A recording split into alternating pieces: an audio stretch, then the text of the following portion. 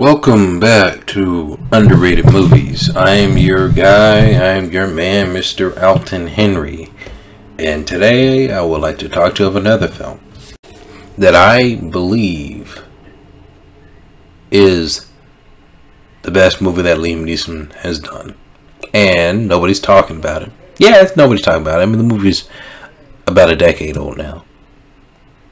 And there was some controversy surrounding the film about some of its inaccuracies on some animals, but you know what? I loved it.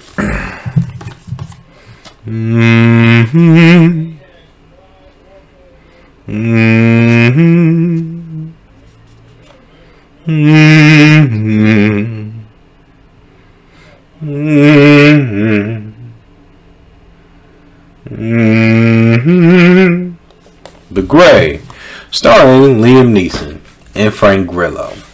It's about a group of survivors who made it out from a plane crash.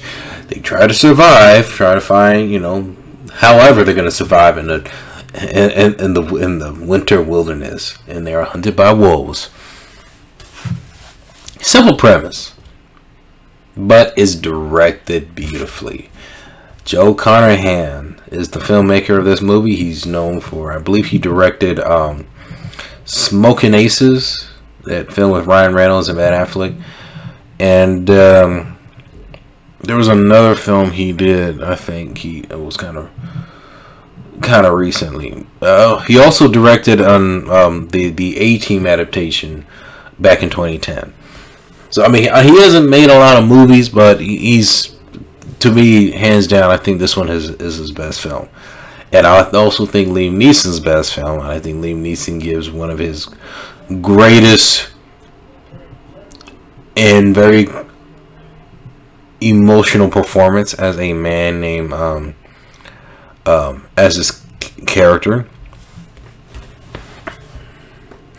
John Otway, who's grieving of the death of his wife, and he's on the verge of suicide until he gets some sort of calling after surviving a plane crash, and to try to help these people, the last surviving members of the crash, to make it out alive. And he takes it upon himself to, hopefully saving these people, he could mend the loss of his wife and try to overcome his fear of his wife's passing.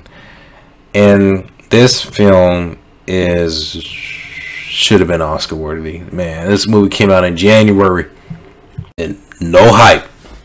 There was teasers for it that actually was played out for a while. I remember it.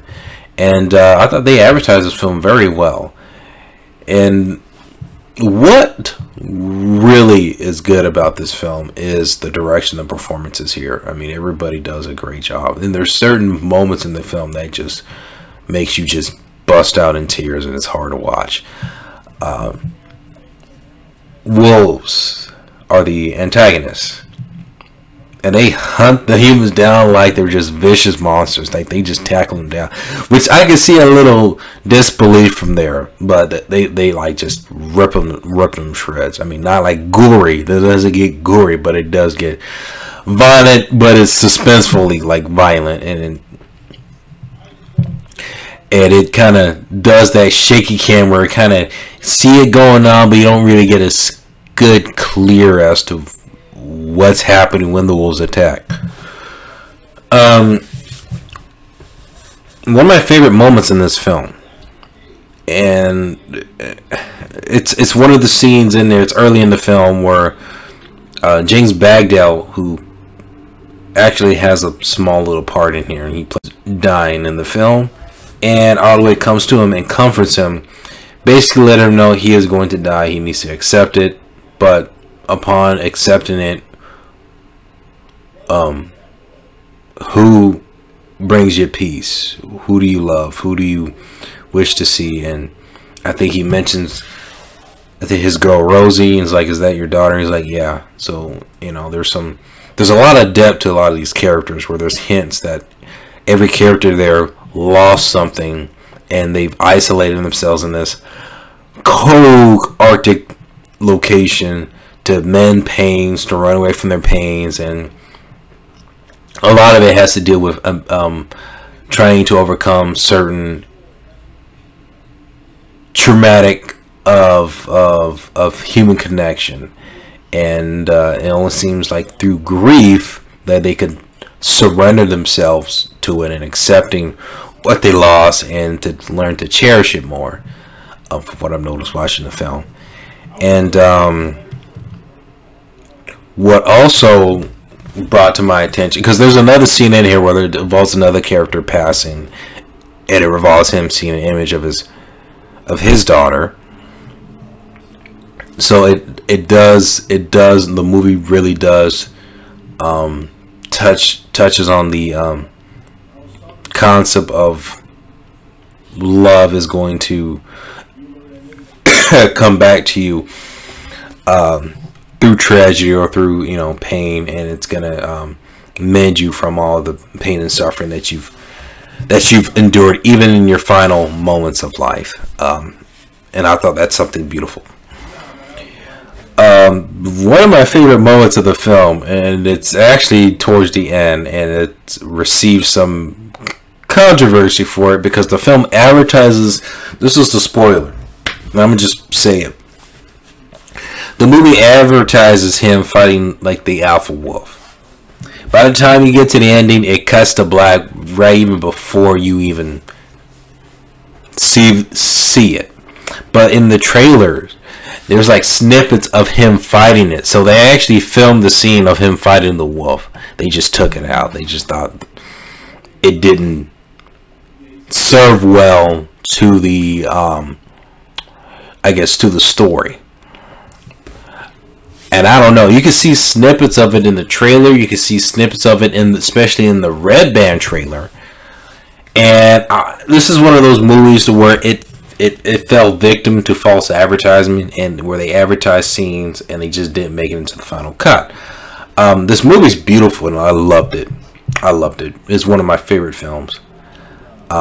Really about a man's journey of learning to face death in the eye and just tackle it head on and embracing it and accepting it.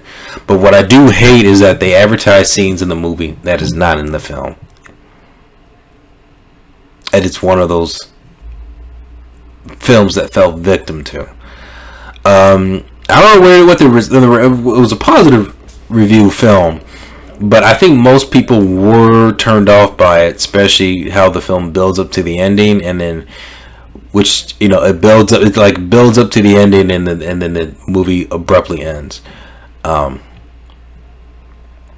I was working at the theater at the time, so I kind of saw how it all was going to end regardless, so I knew. And when you work at the theater, you kind of can't avoid spoilers. Well, for me, I didn't.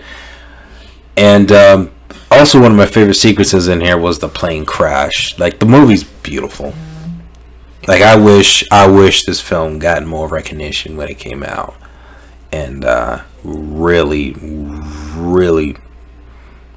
needs to be analyzed a bit more, because it's a beautiful film. It's a beautiful film about masculinity. It's a beautiful film about loss, grief, and it's one of my favorite films, especially and particularly my favorite Liam Neeson film. And it doesn't get a lot of hype, I mean, at all. I mean, everybody still, you know, remember Taken, but this film right here just resonated with me a lot more for Liam Neeson. So, The Gray, have you seen it? What you thought about it? Let me know in the comment section. Like, share, subscribe, and let me know what is your favorite underrated movie.